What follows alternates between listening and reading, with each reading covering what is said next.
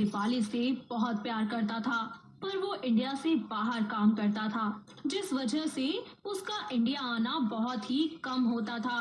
और वो एक बार फिर से इंडिया वापस आता है, पर इस बार वो किसी को भी इस बारे में बिल्कुल नहीं बताता।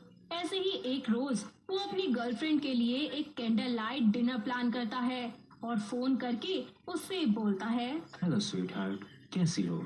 तुम्हारे बिना बेकार, आई मिस यू। इंडिया कब वापस आओगे? जब तुम मिलो मैं तभी आ जाऊंगा मेरी जान। अच्छा मेरे काम करोगी क्या? तुम आज हमारे फेवरेट होटल में जा सकती हो? But why baby?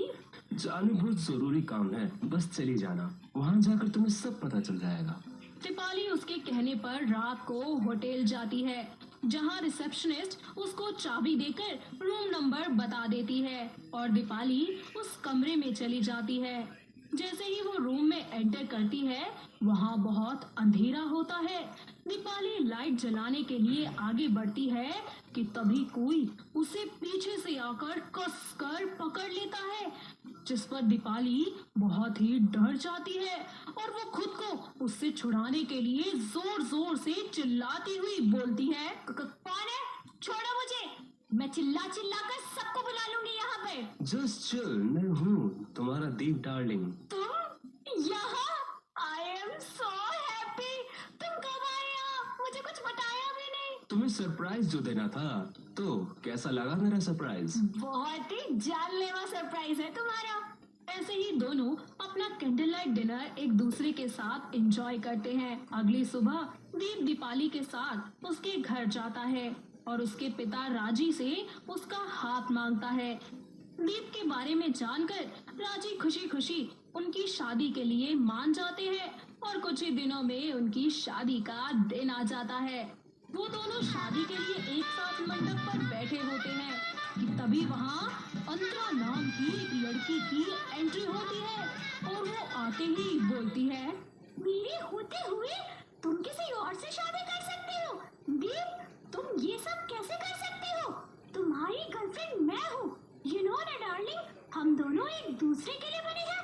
फिर तुम इस लड़के से शादी क्यों कर रही हो? कौन हो तुम और मेरे दीप को अपना बोले जा रही हो? बेबी, मेरे दिल पर हाथ रख कर देखो, कितने जोर जोर से धड़क कर ये सिर्फ तुम्हारा ही नाम ले रहा है। अरे मेरी बाहों में क्या प्यार की कमी पड़ गई थी जो तुम इस लड़की के पास चले गए? तुम यहाँ क्यों आई हो और ये सब क्यों कर रही हो?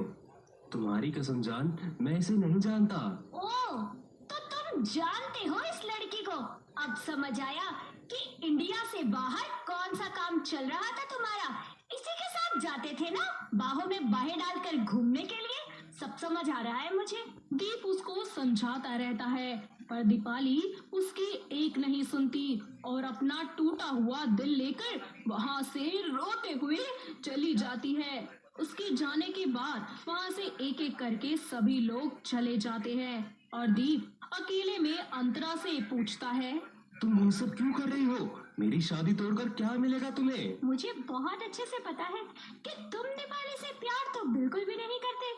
तुम बस उससे शादी उसकी प्रॉपर्टी के लिए कर रहे हो ताकि शादी के बाद सब कुछ तुम्हारे नाम हो जाए। ओह, तो पता है तुम्हें। तो अब ये बताओ, अपना मुंह बंद रखने आप क्या लोगे तुम? हाँ, मैं चाहती हूँ कि तुम बस मेरी हो जाओ, क्योंकि मैं सच में तुमसे बहुत प्यार करती हूँ।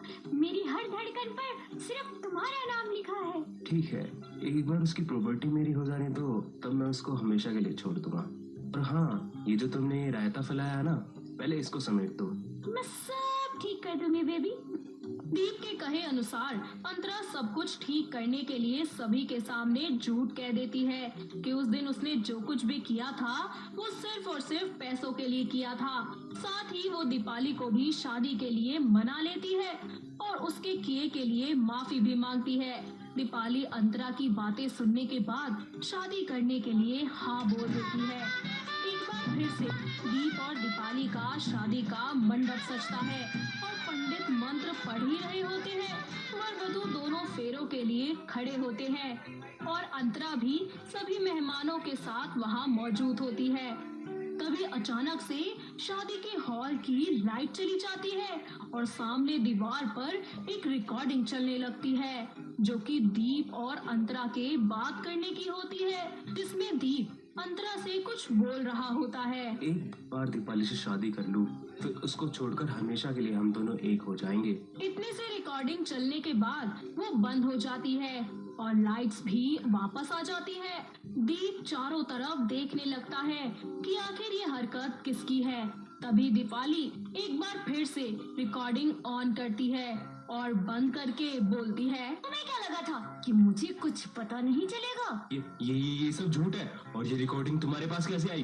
किसकी हरकत है ये? मैंने की थी रिकॉर्डिंग जिस दिन हम दोनों बात कर रहे थे, क्योंकि मैं नहीं चाहती थी कि किसी निर्दोष की जिंदगी बर्बाद हो। मुझे उसी दिन समझ आ गया था सब कुछ, जिस दिन तुमने मीरा होने के लिए हाँ बोल दिया था। अरे जो इंसान अपने प्यार का नहीं हो सका, वो मीरा के सगा बनेगा। ये तुमने ठीक नहीं किया अंतरा। आखिर क्यों किया तुमने मेरे साथ ऐसा?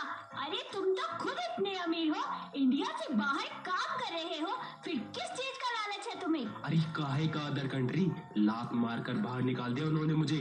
अब मेरे पास कुछ भी नहीं है। ये बात शायद वो अंतरा जानती थी, तभी उसने मेरे साथ ऐसा किया।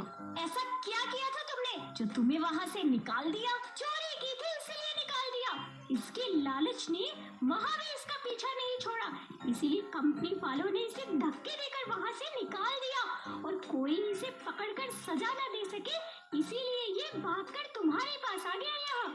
दीप की असलियत जानकर दोनों लड़कियां उसको छोड़ देती हैं और पुलिस को बुलाकर उसे सलाखों के पीछे करवा देती हैं, जहां उसे अपने किए की सजा मिलती है और दीप अपनी गलतियों के साथ जेल में ही अकेला रह जाता है। तो वहीं अंतरा और दीपाली बहुत ही ज्यादा अच्छी और पक्की दोस्त बन जाती हैं और दोनों अपने अपने जिंदगियों में आगे बढ़कर खुश रहना शुरू कर देती हैं।